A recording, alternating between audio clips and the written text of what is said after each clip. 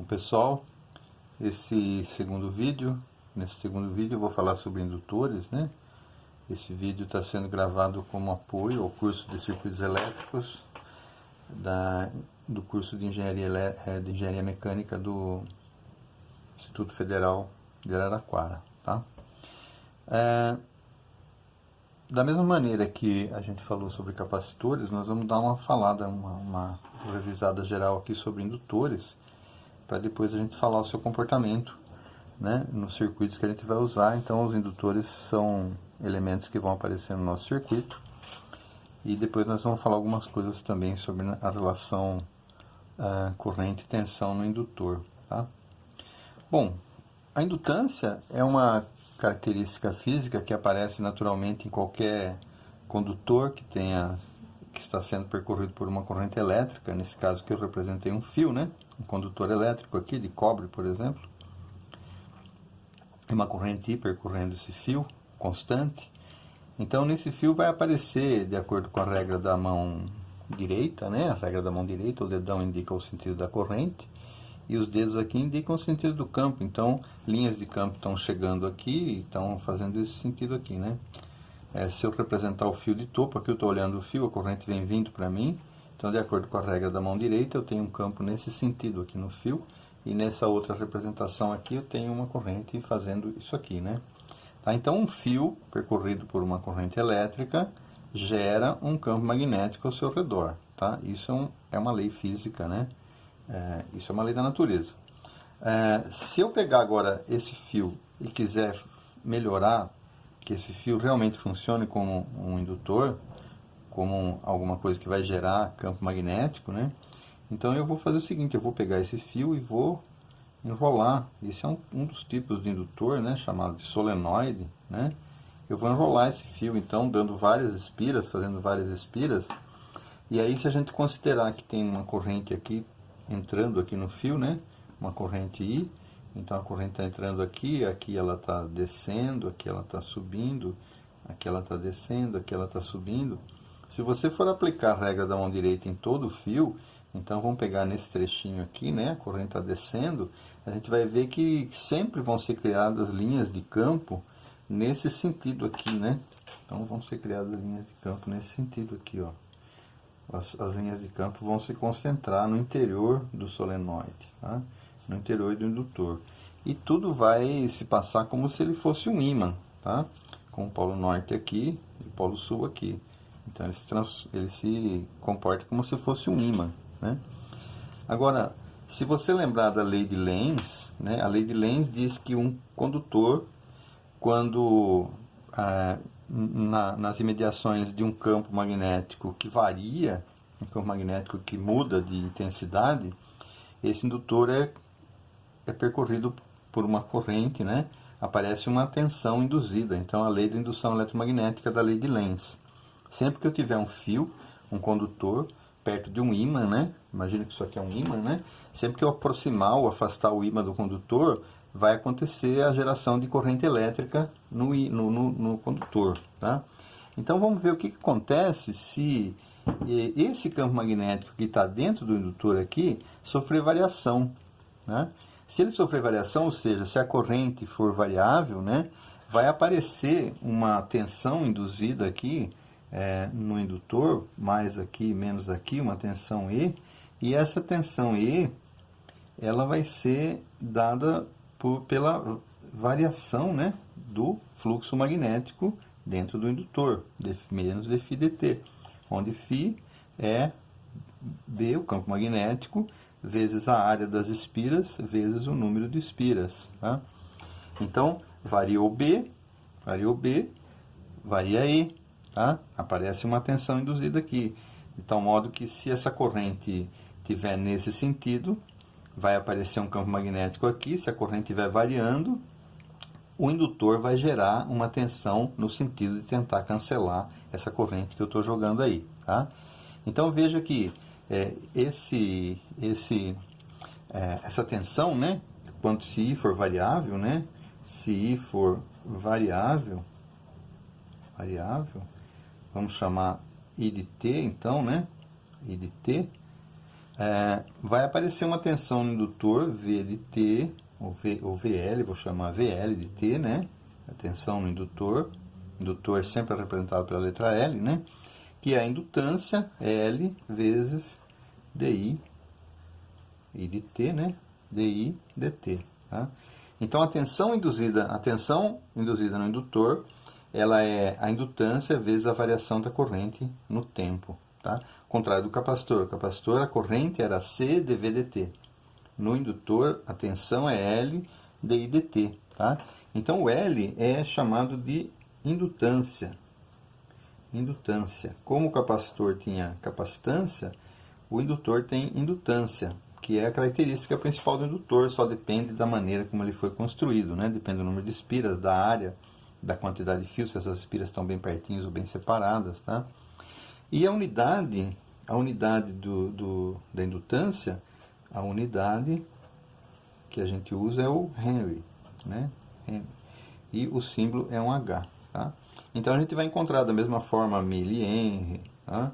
Microhenry, que são unidades mais utilizadas, né? Henry é uma unidade bastante grande, tá? E a representação, aqui nos circuitos, né? A representação vai ser isso aqui, tá? Bastante elucidativo, aí dá para ver que é um indutor, tá? Eu não vou deduzir a resposta do indutor, como eu fiz para o capacitor, a equação diferencial. Dá para deduzir, isso aí tem um monte de lugares que vocês podem pegar a dedução, não vamos ficar perdendo tempo aqui. Mas eu vou fazer o seguinte, ao contrário do que a gente fez no capacitor, eu vou fazer, ao invés de aplicar um degrau de tensão, né? Eu vou aplicar um degrau de corrente. Então, nós vamos representar aqui a corrente em cima do indutor, I, né? E aqui o tempo, tá? Então, se eu tenho um indutor que não está sendo ligado, aí de repente eu pego um indutor, coloco numa bateria, né? Coloco um indutor aqui, tá?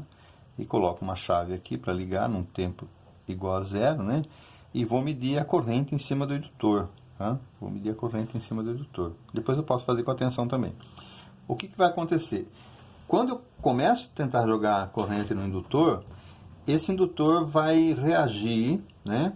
Gerando um campo magnético contrário daquele que essa corrente gerou, no sentido de cancelar, porque a natureza não gosta que as coisas variem, né? O capacitor não gosta que a tensão varie em cima dele, e o indutor não gosta que a corrente varie em cima dele. Então, o indutor tem inércia de corrente, tá? Então, no começo, a corrente vai ser muito baixa, e a corrente vai crescendo aos poucos, né?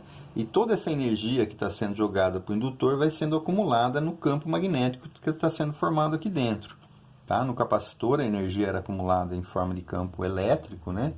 Aqui a energia vai ser acumulada em forma de campo magnético, dentro do indutor, o B que está sendo gerado lá dentro. Então, a corrente vai subindo, né? A corrente vai subindo até que ela atinge um valor máximo. E quando ela atinge esse valor máximo aqui,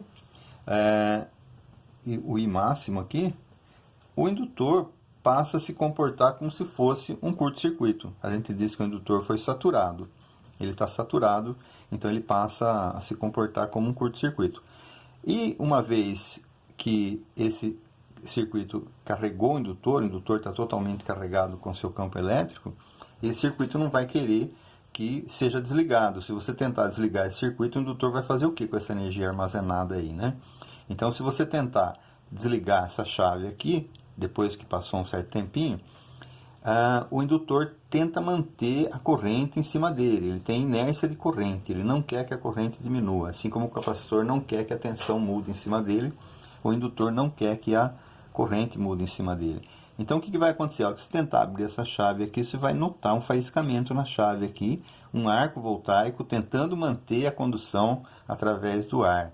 Tá? Então, qualquer circuito que você tenha uma indutância, qualquer circuito que você tenha uma extensão de fio muito grande, pode ser até a lâmpada da sua casa, toda vez que você vai tentar desligar essa lâmpada, a indutância acumulada naquela espira do fio que vai por todo o cômodo vai tentar não deixar você desligar. Então, você vai notar que sai uma pequena faísca ali na chave, é isso que faz com que os contatos, né, em circuitos indutivos acabem se estragando depois de um certo tempo, tá? Então, o indutor tem inércia de corrente, ele não gosta que a corrente varie em cima dele, tá? se você colocar uma corrente que seja constante, né, do jeito que a gente fez aqui, então o indutor vai se carregar e a partir do momento que ele estiver totalmente carregado, ele vira um curto-circuito. Tá? O capacitor é o contrário. A partir do momento que ele se carrega totalmente com tensão, ele vira um circuito aberto, como se ele não existisse para o circuito. No indutor é o contrário. A partir do momento que ele atinge a corrente máxima, ele vai ser um elemento de curto-circuito no circuito. Tá? Ele vira um elemento, ele está saturado, ele vira um curto. Né? Se você jogar uma corrente que é variável, uma corrente alternada ou uma corrente variável, né? Então o indutor vai fazer o quê? Ele nunca vai se carregar. Quando ele estiver se carregando, você inverte a corrente, ele vai tentar se carregar para o outro lado. Então o indutor ele é um ótimo condutor, ele é um curto para a corrente contínua. E ele apresenta uma reatância para a corrente alternada. Tá? Então o indutor, né? Vamos escrever isso aí, né? O indutor, depois a gente vai falar de corrente alternada, né? O indutor apresenta uma reatância. Tá? Eu vou chamar de reatância, que seria uma resistência, né? Só que como o indutor é bem diferente do resistor, não dissipa energia, nada, a gente vai chamar de reatância. Então o indutor apresenta uma reatância à variação da corrente. Tá? A variação da corrente. Tá? E essa reatância ela é chamada de X, né? XL, tá? Que é a reatância do indutor. Para não chamar de R, a gente chama de X. Tá? E ela vai ser dada pela equação ômega L. Tá? Então a frequência angular da onda que vai excitar o indutor vezes a indutância. Ou, se você quiser, 2πf vezes L. Tá? Então a gente pode até calcular qual está sendo a resistência que o indutor está se opondo à passagem da corrente, se ela estiver variando, sabendo a frequência e sabendo a indutância do indutor. Quanto maior a indutância, maior a resistência. Quanto maior a frequência, maior a resistência à passagem da corrente. Então, o indutor funciona basicamente nos circuitos como um choque, né? Como um isolante à passagem da corrente alternada. Então, imagine que você tem um circuito, digamos um circuito que está gerando altas frequências, né? Um circuito de rádio, por exemplo, e você está alimentando esse circuito com uma bateria de corrente contínua. E você não quer que os sinais gerados por esse circuito retornem à fonte, retornem à bateria. Então, você coloca em série com a bateria um indutor. Tá? Então, se você abrir o seu carregador de celular, se você abrir qualquer fonte chaveada aí, que tenha um pouco de qualidade, você vai ver na entrada 2 indutores para que os espúrios, né, para que as interferências geradas por esse circuito não retornem à rede elétrica e não suje a rede elétrica, não causando interferência em outros equipamentos. Então, normalmente, um dos usos do indutor é trabalhar como um reator. Ele não deixa, ele bloqueia a passagem da corrente alternada, tá? Mas facilita a passagem da corrente contínua, né? No próximo vídeo a gente vai falar sobre corrente alternada e aí a gente retorna aos capacitores e indutores e a gente vai falar um pouco mais de como que esses elementos reagem às correntes que são variáveis, né? Ou corrente alternada. Ok? Beleza, então? Até mais.